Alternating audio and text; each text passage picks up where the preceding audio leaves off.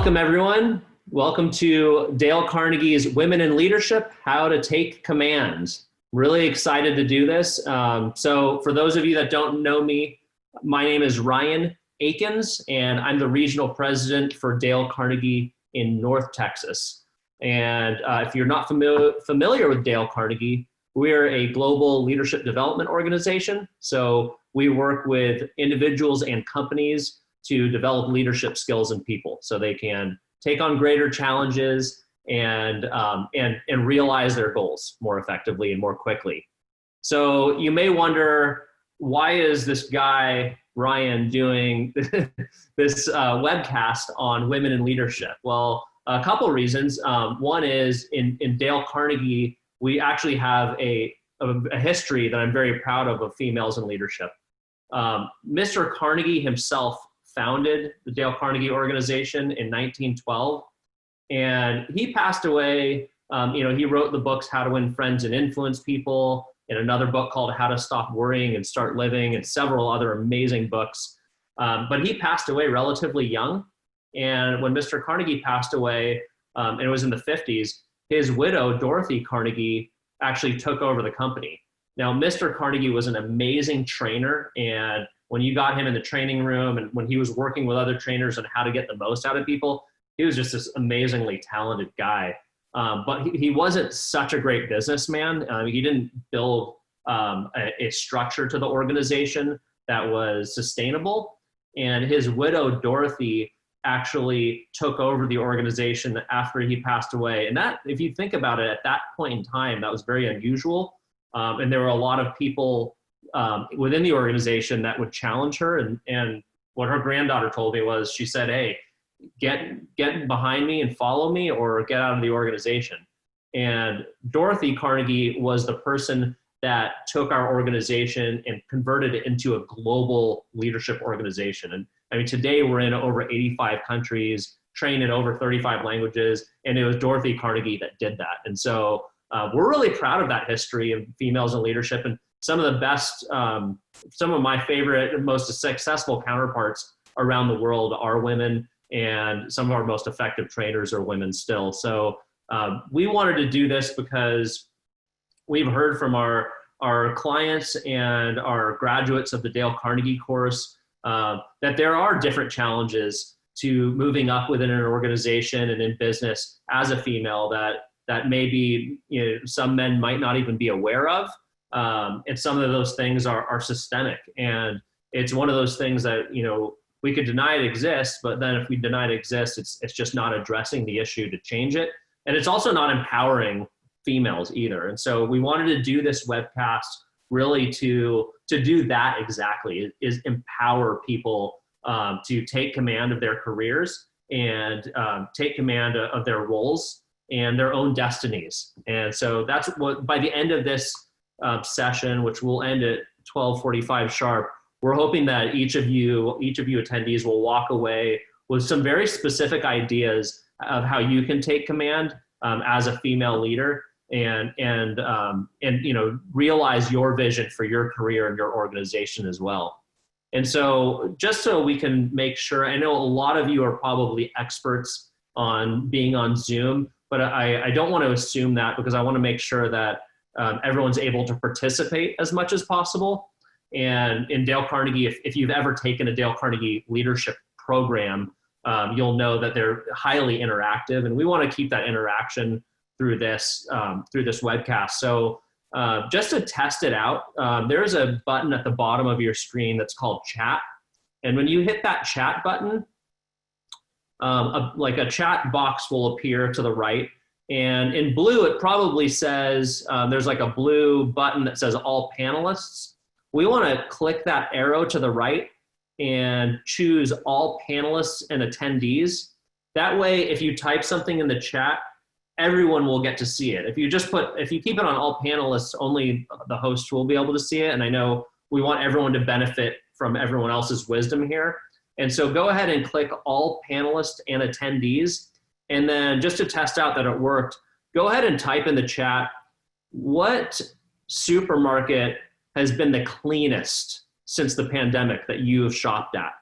So what's your, if you had to judge all these supermarkets, we have all these supermarkets around the country, and what is your judgment? You're the cleanest supermarket. All right. Yep. Getting a lot of answers there. Good. Yep. Thank you. That's, yep. Trader Joe's is my favorite. I think they're just doing, yeah.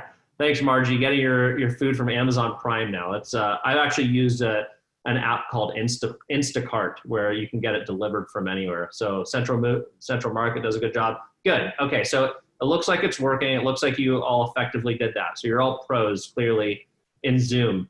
If you do have so I'll be, we'll want to use that throughout this. But also there's one other feature at the bottom of your screen, and it's called Q&A. So we're obviously going to have these 4 amazing panelists, and I'm going to ask them some questions about their career and how they got to their positions and how they excel. But I know that you will probably have a lot of questions that relate maybe more directly to your situation. And so if you have a question during this, we'll probably get to Q&A at about 12:30. If you have a question, type it in that Q&A. Don't type it in the chat, because the chat kind of keeps streaming along and it might get missed or forgotten if it's in the chat. Type your question in Q&A, and I'll go to those Q&As at the end and ask those questions of our panelists. So, so if that makes sense, go ahead and type yes in the chat.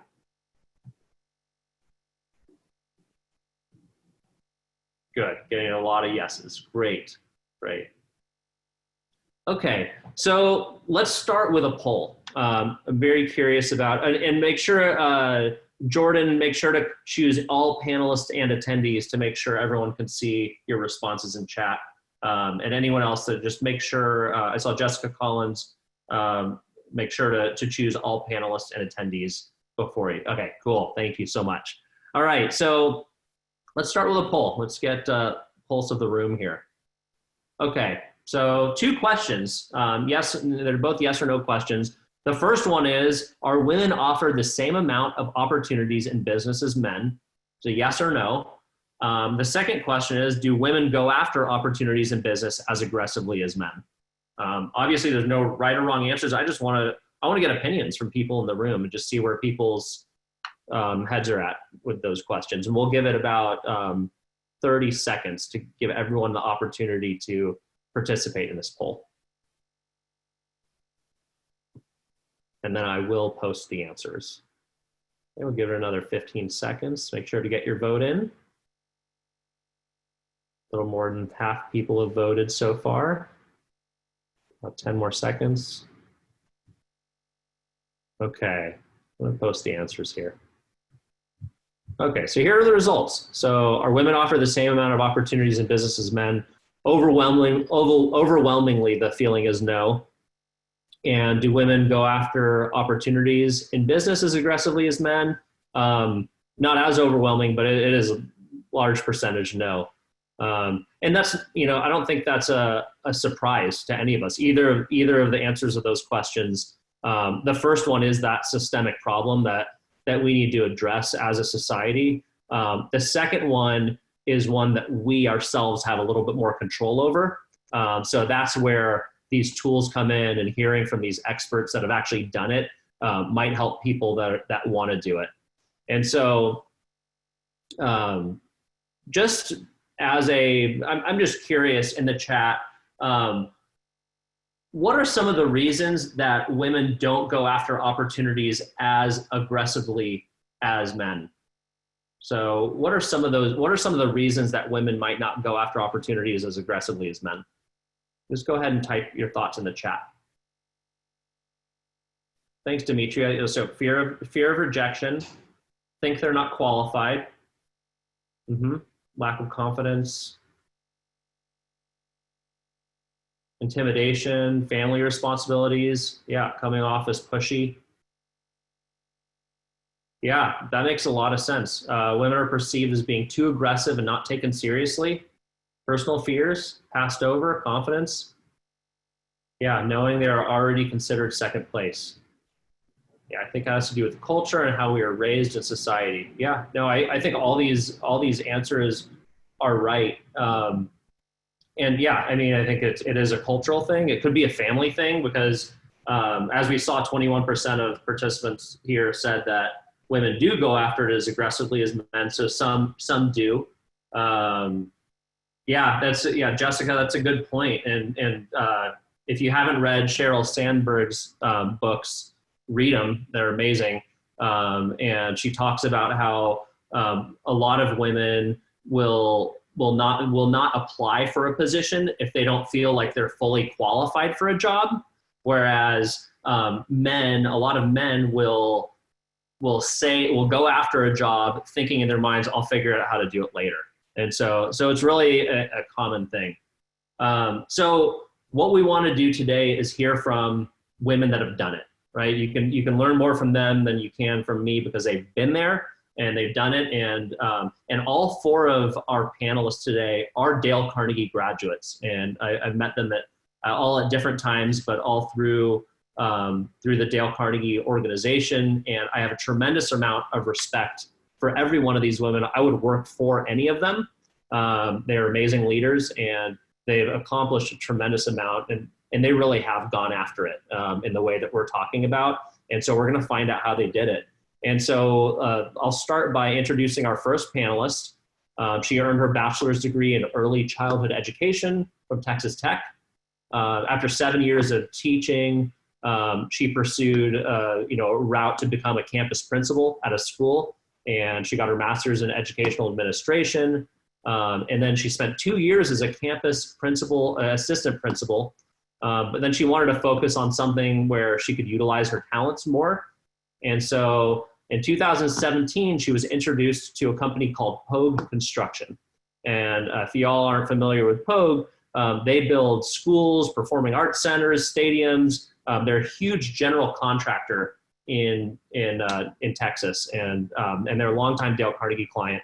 And she was introduced to them in 2017 as their talent development manager. And in her role, she has the opportunity to hire, develop, and retain the right people, which is always a big challenge in this market. And she's responsible for talent acquisition, learning and development for all three Pogue offices. They have offices in McKinney, Fort Worth, and Houston. And she says she's blessed to work at a company that believes people are their greatest asset. Pogue Construction they always say they're powered by people in quotes. That's their logo, powered by people.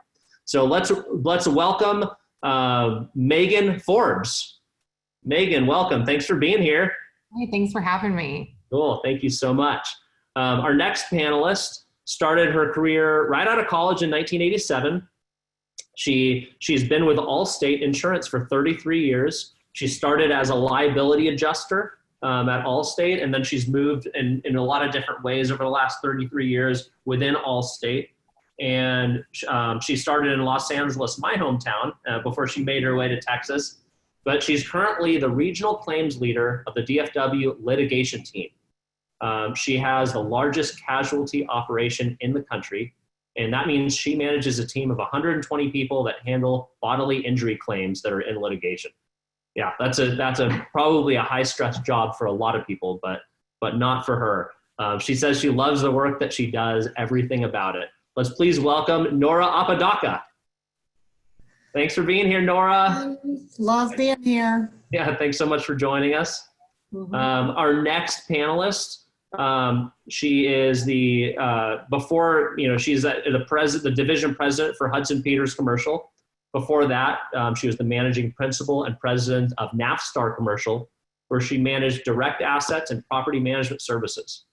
She directed strategic and operational guidance of the company and collaborated with clients to establish their real estate standards and policies. She also served as executive VP and asset management for Grubb & Ellis, which is a global organization, where she directed an 8 million square foot portfolio valued in excess of $1 billion with 27 offices. Her clients ranged from Lehman Brothers and non-traded REIT funds to tenant in common investments. She served as the manager of real estate services for Mary Kay Corporation, and Mary Kay is a local Dallas headquarters company and Mary Kay Ash herself was a Dale Carnegie graduate. So she worked with them on their real estate assets. So she worked with a diverse portfolio of assets, including manufacturing plants, office, industrial, and retail properties located in 34 countries. She developed and implemented a set of international real estate standards that was used throughout the organization. And she was responsible for strategic direction in space programming, site selection and development, and broader focus on lease negotiations for North America, Asia, and Latin America. In her personal time, she likes cooking, taking long walks, and going to the mountains in Montana for hiking and boating and time with family, friends, and pets. So let's welcome Christine Teagle. Christine, welcome. Thanks for being on. Hello. Hi. Hey, glad to be here. Thanks for being here. And finally, our final panelist, she graduated with her bachelor's in business administration from Stephen F. Austin in 2008 and graduated with her master's in 2015. Before she graduated, she was hired to join Dot Restaurant Fulfillment, which is a restaurant fulfillment company based in Arlington. And she was hired initially as a customer service rep, and she's held various positions at Dot, from customer service to operations, and she's now the president of the company. She spends her free time with her husband and 13-year-old daughter, which I can attest to because I see all the great posts on Instagram. She also enjoys traveling, industry events, and meeting with customers. Let's welcome Carrie Smith. Welcome, Carrie. Hi, Ryan. Thank you. Glad to be here. Thank you so much. And panelists, if you could all keep your video on, would appreciate that. You can just mute yourselves. So I want to open, my first question actually is going to be for Christine Teagle. So I come from a commercial real estate background before Dale Carnegie, and I know that is a high testosterone industry, we'll call it. Yeah. It's a kind of considered a male dominated industry. And you worked for some big global organizations. How did you overcome any roadblocks that were put in front of you just because you were a woman? Well, for me, it was really a combination of mentors that helped pull me along and saw the potential that I had to bring to an organization. So that had a lot to do with in education. So I never quit learning. I mean, I went from my undergrad, I picked real estate credentials, designations, I did CCIM, CDM, got my broker's license. I just kept expanding my bucket of skill sets so that I would have more value to an organization and could leap into different opportunities. And then I eventually got my EMBA, which was an executive sponsored program, and that made a really big difference for me as a woman in kind of leapfrogging more into the C-suite. It just gave me more credibility. And I will tell you, I did learn through mentors, as most of my mentors were all men. They were all male. They weren't threatened at all. And they helped me be more aggressive in pursuing opportunities. And you had mentioned this, how women tend to, you have to have all the skill sets before you apply. Well, when I started taking risk and applying to things maybe outside of my comfort zone and were awarded those opportunities, I just went there when I recognized what I could do if I pushed fear out of the way. Thank you so much. And just to remind everyone, remember that Q&A button's at the bottom. So if you have a question for anyone specific or about a topic that we talk about, make sure to put it in the Q&A and we'll answer it at the end. Christine, I'm glad you mentioned, I was going to ask you, were your mentors men or women? And so you said a lot of them were men. And yeah. I hear a lot from younger women that are trying to move up in business. They're always looking for female mentors. And I think maybe there's an assumption that female mentors will help me more than male mentors. But as you gave an example male mentors can be really effective too for female executives, right? They can. The challenge there is to not threaten them, but if you become more a friend, they will help you. You seek them out for asking questions. Don't be afraid to ask their advice. And then it's like you are brought into the global network and they will help you. They don't see you in the secretarial pool. They see you as one of them. And it's all in how you communicate and interact with them that makes the difference. Got it. Thank you so much. Our next question is for Nora Apodaca at Allstate. And so Nora, I know a lot, like you've mostly worked for women, right? Your mentors have been women. Yeah. And so, sorry, go ahead. Well, the mentors, I choose like mentors that are different than me, be women, men, you know, anything that's different. Thoughts, you know, if they think differently, I choose them very specifically to pick off something that I need to learn from. So just FYI. Got it. And so I know that like, since you've worked mostly for women in your career, have you found there to be any nuances or challenges with working for female executives? I mean, you know, for those young women on the call that are moving up in their career, are there any nuances or things that they should know that they need to do differently or need to be aware of? Yeah, I think, you know, we assume that likeness or that a woman is going to be more accepting of things or more accommodating, and they're not, you know, not always. And depending on how they came up, right, that's their filter that they're going to look at you. So if they, you know, took 2 weeks of maternity leave, didn't breastfeed, whatever, they will expect that of you. So, you know, or if they never missed a day of work in 30 years, they expect that of you. And there's, you know, like I experienced that a lot, like, well, I didn't need da-da-da-da-da. So, you know, so you have to learn that whole communication thing, and be it a man, be it a woman, everybody communicates in a certain way and they see the world through their filters. And so learning the most you can about them and being able to communicate on that level is what I have found to be successful. So when they're tough, understand that and, you know, seek to, you know, find that common ground. And once you have the common ground, that's what I found. And I think, you know, like what Christine was talking about too, just find that common ground. And when they see you as the same, then it kind of opens up the doors. Got it. Yeah, that makes sense. Thank you so much. Have you had, Nora, a situation where you've had a man working for you and that you've had to win them over as their manager because you're a woman?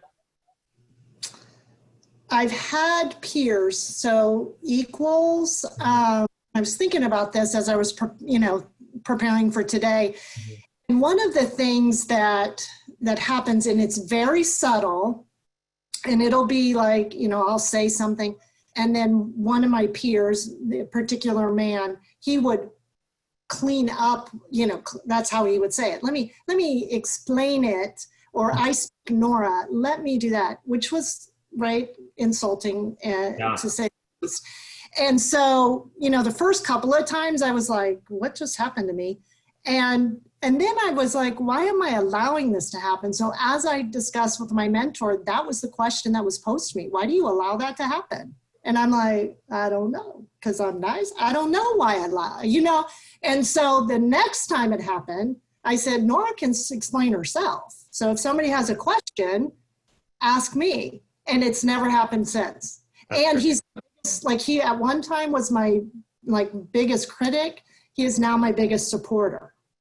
So it, you know, it isn't about like being a victim. It's about like, okay, what do I control here? I was allowing it to happen.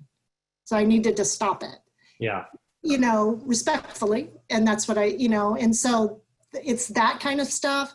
I have had men report to me that will challenge in different ways. And I don't always put it in, oh, is that a man or woman? It's just really goes down to communication. Yeah. They communicate a certain way, or they want, I am more visionary, so I can tend to be more scattered versus something that's more direct. I want this, this, and this. Well, I have to learn how to speak to them in those terms. Got it. Okay. That's kind of where I'm at. Awesome. Thank you so much, Nora. Mm-hmm. Next question is for Carrie Smith at Dotted.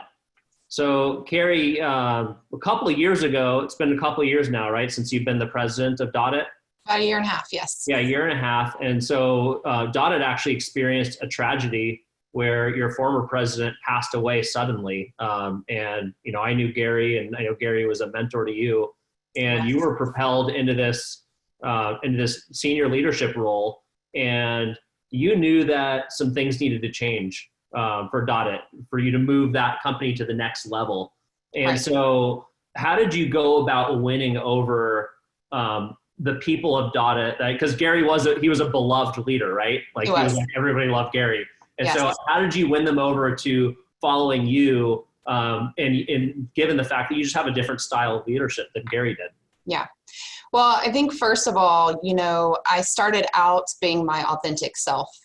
Like you said, he was a very beloved leader, very respected by all of his people here. And I knew that was big shoes to step into. And I knew that I couldn't try and be him. All I could be was my own self.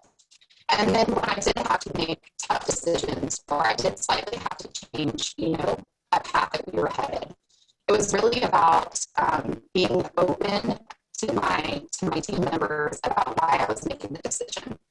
I don't believe in leading from top down. I believe that, all of our team members should have a voice, and really just communicating on their terms on why, I may have made a decision or two. Every leader is going to step into a position and want to lead slightly differently. I think it's about being authentic, and I think it's about clearly communicating why you make the choices that you make. So what you're saying is both transparency and then also making your people, giving them a voice in the decisions that are being made. Absolutely. Yeah. Absolutely. And were there really tough decisions you had to make in that process over the first 6 months? There was a handful of staffing changes, difficult decisions to make. But I knew that those changes needed to be made to move the company forward. And they weren't easy.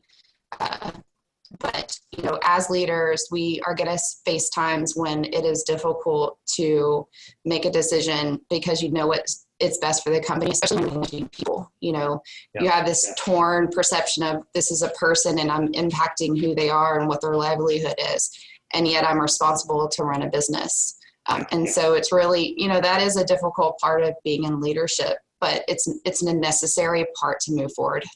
Yeah, that makes sense. Thank you so much, Carrie. Next question is for Megan from Pogue. So Megan, you went from being an assistant principal to a role that because I know you and your company so well, you're really critical. I mean, Pogue Construction focuses so much on people, like you said. You were given this pivotal role in growing this really big organization and making sure they had the right people in the place with the right skills in place. How did you have tell us about the courage it took and you've done this amazing job, and you're really, it reminds me of Jack Welch's book, Winning, how he says the person that's in HR should be the CEO's right hand, because that is the most important person on the executive team.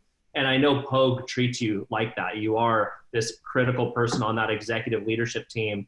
Tell us about that process you went through of making that leap from being an assistant principal to school to this rather very large organization having such this pivotal role. Yeah, well, I think there's a couple of different things that go into it. I mean, obviously, just getting education all along, earning the degrees that I did, those were required for this position. But I think it was more about being in the right place at the right time, connecting with the right people.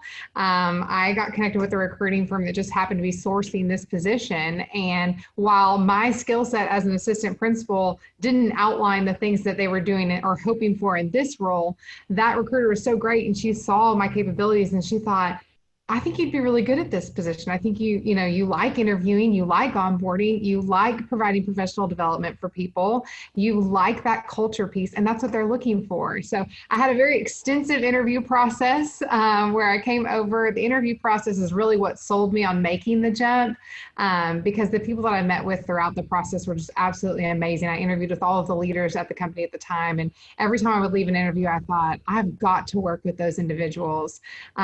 It was a leap. I wasn't qualified. They saw something in me. And I think through that process, I was able to find little bits and pieces of what I was doing in school in the educational realm that transferred over. And so while I wasn't fully qualified, I was able to kind of make some relational things between what I was doing and what I would be doing. And you're right, I am so blessed to be a part of this organization and part of a group and serve on this leadership team.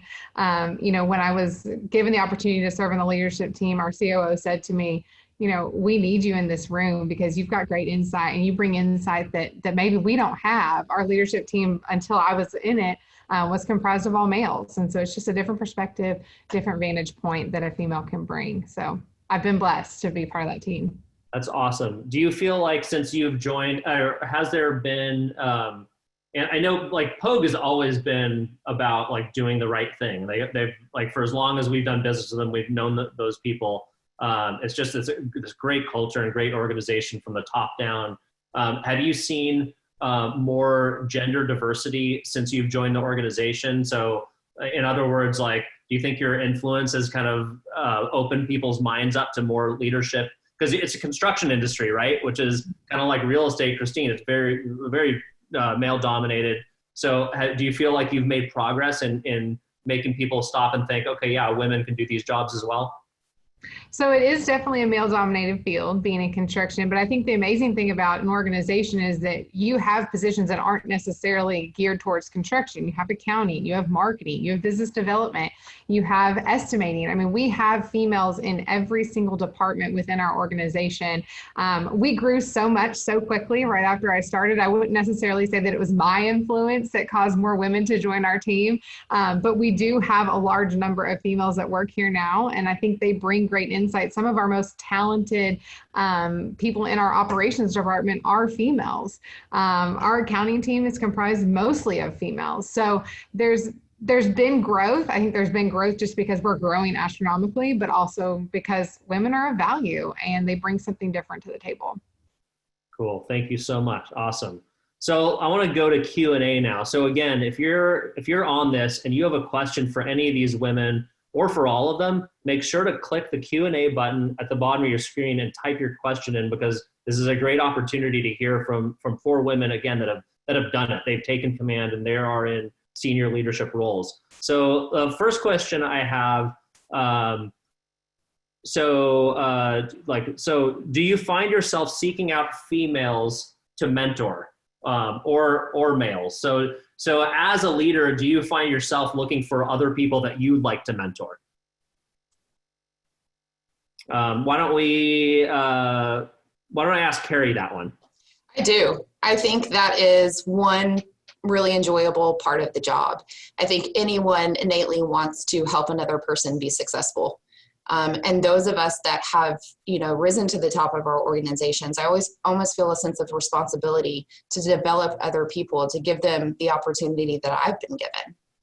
Mm-hmm. And it's a very enjoyable process to help develop and promote people within an organization. We've had a lot of success there of that here. We move, people get promoted from our warehouse into our office. We get to promote people from, into leadership roles, and we get to continue to develop them, and eventually they make it onto the executive team. So it's a very fulfilling part of the job. That's great. Cool. Thank you so much. Christine, what about you? Is mentorship a big part of what you do as a leader? Yes, it is. I mean, and especially here, you know, we really are building a team for succession. You know, a number of us are going to be heading into retirement in a handful of years. And so we're really grooming, and it is so rewarding. I just love it. The surprise on their faces when you see, you know, they're getting a promotion, a step up, just the spreading out and sharing the workload, the different projects that they've never had an opportunity to be involved in. And we brought 2 people in this year into our leadership team, which they had never been. And they're so excited. And just to see how they stepped up, what the value they're now bringing to the company, it's so rewarding. You know, and you don't ask for anything in return. You're just hoping this opportunity that you shared, that they're going to step up and be successful, because you want them to be desperately, and you all become family. It is just a wonderful thing to be able to mentor others. Cool. Do you find yourself needing to mentor young women in a different way than you mentor young men? You know, I don't really do it differently, because the woman needs to be able to be really successful. She needs to compete in a man's world. Mm-hmm. And so I want them, you know, to experience, you know, the ups and the downs and maybe the pushback you get, and to learn, you know, as Nora said, you've got to be able to build the relationships, the communication.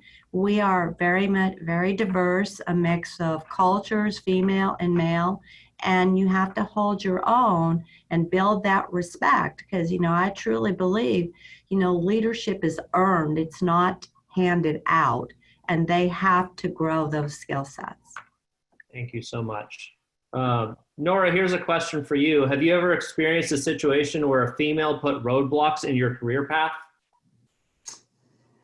I wouldn't say roadblocks, but as I reflect on my career, there were a couple of conversations that still resonate with me today as a reminder of what not to do. And one of them, we were going through like tremendous change in our organization. This was back in the 90s, just for context. And I was not receiving it well. So that's my part. I was not receiving it well. And so when I would go into the training classes or whatever they were covering, I would ask very intense questions that, you know, felt like I was the voice of the people and a rebel without a cause, all that stuff. So, you know, and so I got pulled aside. And again, I made somebody angry, and I was labeled a resistor, so by a man. And then I was pulled aside by my manager's manager, boss's boss, who was a woman, and she sat me down and said these words to me: "You are really smart and attractive, and that's a deadly combination." Now, again, this was in the 90s, not today. This is 90s. So I look different, but, you know, and that's a deadly combination. So keep your mouth shut, get through this, and we'll do what we want to do when they quote unquote, they leave. And right. So that's damaging. Right. And so I then was like, okay, so that created like self-doubt. Like, I see these things, they need to be talked about. And back then, change wasn't like people's feelings at work and all that. Like, it's a whole different kind of space back then.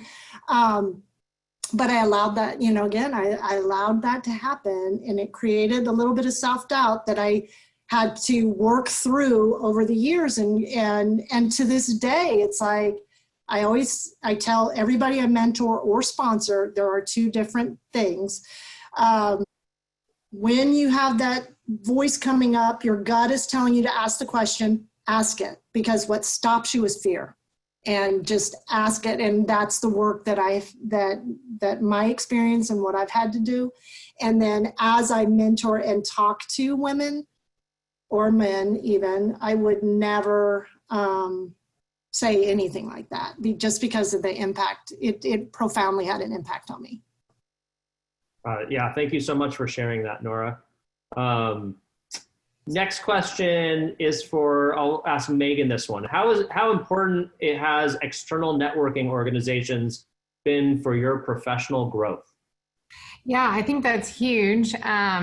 Any organization you can get connected with, anyone that you can connect with on LinkedIn, you never know where those connections will take you.